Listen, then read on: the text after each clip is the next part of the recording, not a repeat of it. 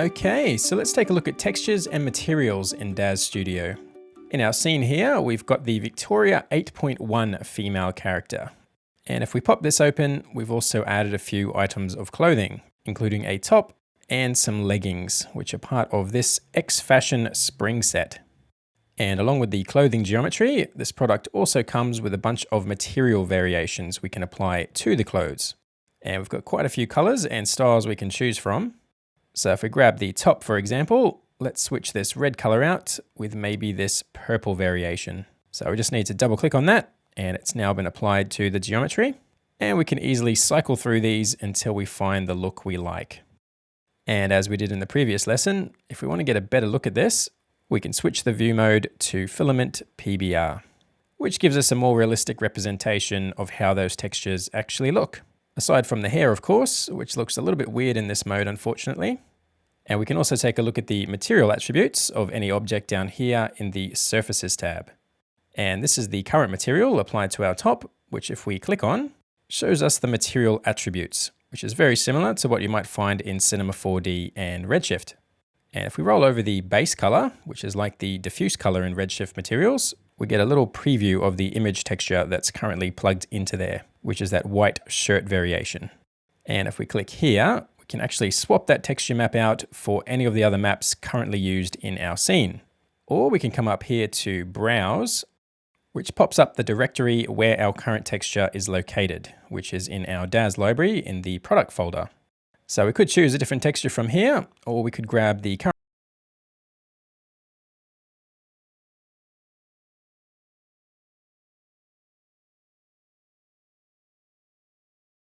or we could grab any of the other textures from this particular product. And we even have all the maps from the other items of clothing in here as well. Let's just close this for now and take a look at what else we can do within our material. If we wanted to do some simple color correction within Daz Studio, we can tint our textures by turning the diffuse overlay fully up to 100%, which then gives us the option to select a diffuse overlay color. And if we click here, we get our color swatches pop up.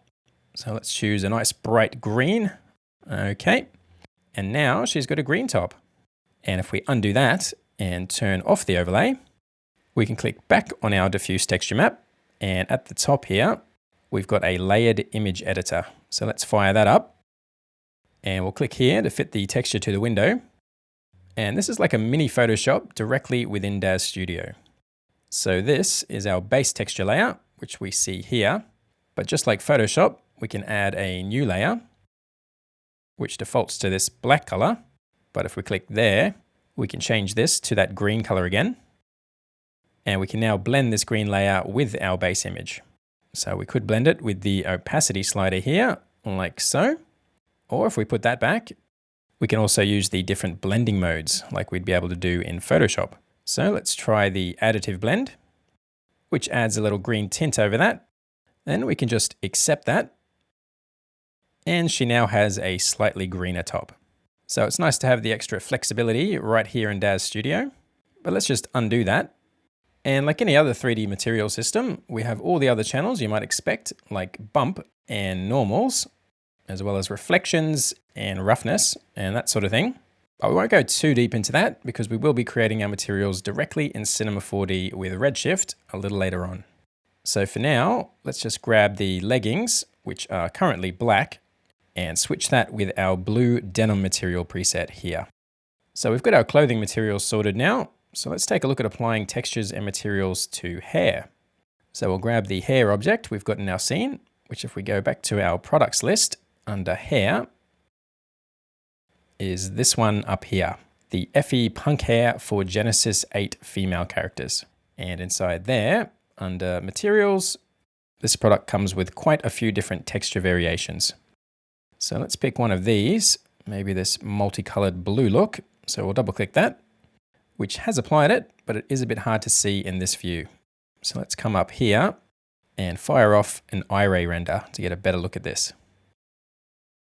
And again, it's all a bit dark here. So let's grab the tone mapper and just increase the exposure. And I think I'm pretty happy with the hair. So let's move on to skin materials to finish our character off. Let's switch back to filament again, so things are a bit more responsive. And we'll compensate for the exposure again as well.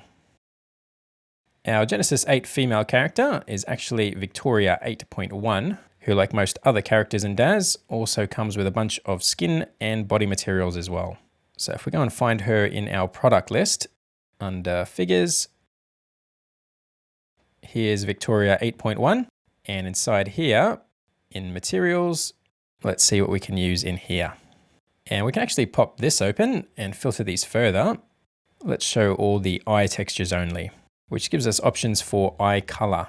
So with our character still selected, let's zoom in a tad to her eyes.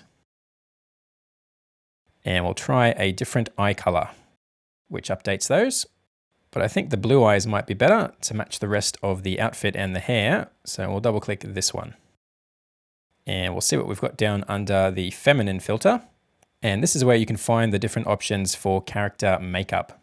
So let's just grab one of these and apply some makeup to our character's face. And I think that matches our character nicely as well. We've also got some options for eyelashes. So we'd need to select the eyelashes geometry before applying that. And I think this is thick eyelashes, which I think we already had applied. Or we could go with thin eyelashes, which is maybe a more natural look. Let's just go back to thick, I think, so it matches the makeup a bit more. And what else do we have in here? We've also got some cool tattoos with this particular character. So let's just zoom back out again.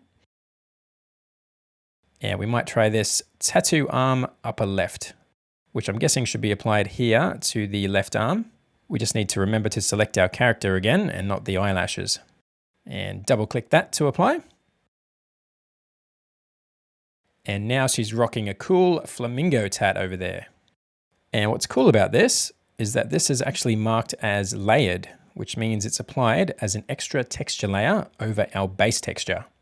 Meaning if we were to select the arm here and take a look at the surfaces tab, under our Victoria 8.1 character and arms, this will give us the material applied to the arms. And if we look at the texture map applied here, there's our tattooed arm. And if we click on that and head back to the layered image editor and zoom to fit again, you can see our tattoo has been applied to a separate layer above the skin texture. So we could disable that or edit it further directly in here if we wanted to. Or if we close this, another way we can remove tattoos is to just select our base character again. And often we'll have a tattoo removal script included in the product, which we can just double click to run and remove that particular tattoo. Okay. We're also not limited to using only materials from this particular character.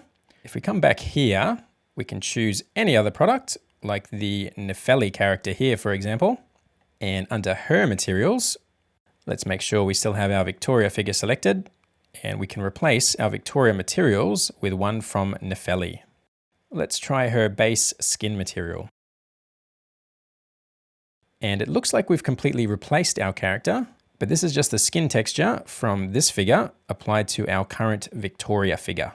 So you can come up with some very unique looking characters by mixing and matching materials and textures. And when you combine this with the shaping and posing tools as well, there's really no limit to what you can create.